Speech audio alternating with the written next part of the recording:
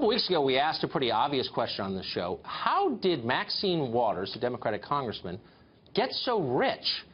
Waters has held elected office for pretty much continuously 40 years. She represents one of the poorest districts in California. Yet somehow she lives in a $4.3 million mansion in one of the richest and whitest neighborhoods in L.A., which, by the way, is not even in her own district. Now, we're not alleging wrongdoing here, but really, how did that happen? The New York Times talked to Waters recently, and here's how she responded to this show and our question. Quoting now, "I own several properties. The way he, me, talked about it is, what right does an African-American woman have to do well? He doesn't know anything about my investments, about the house that I've lived in for 25, 30 years. This idea of how could she afford that is racist, and I just dismiss it." In other words, we're bigots for asking the question. You surprised? I mean, what else was she going to say?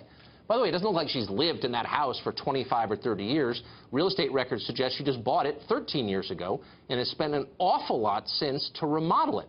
So again, where'd the money come from? Maybe she borrowed it from relatives. Since 2006, Waters has paid her own daughter $600,000 from campaign funds. Then there's her husband, who was once a director of One United Bank. Never heard of it? Well, in 2008, One United Bank got a $12 million taxpayer bailout after Waters encouraged the Treasury Department to take up the case. At the time, she did not disclose that her husband had worked there or that she still had stock holdings in that bank. Maybe those are the investments she mentioned.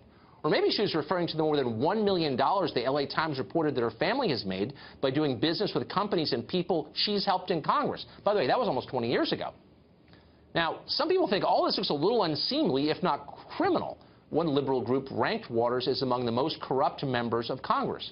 We are withholding judgment on that, despite the Congresswoman's name-calling, but we really would like a real answer. We've asked Waters to appear on this show many times to explain, and we're going to keep asking.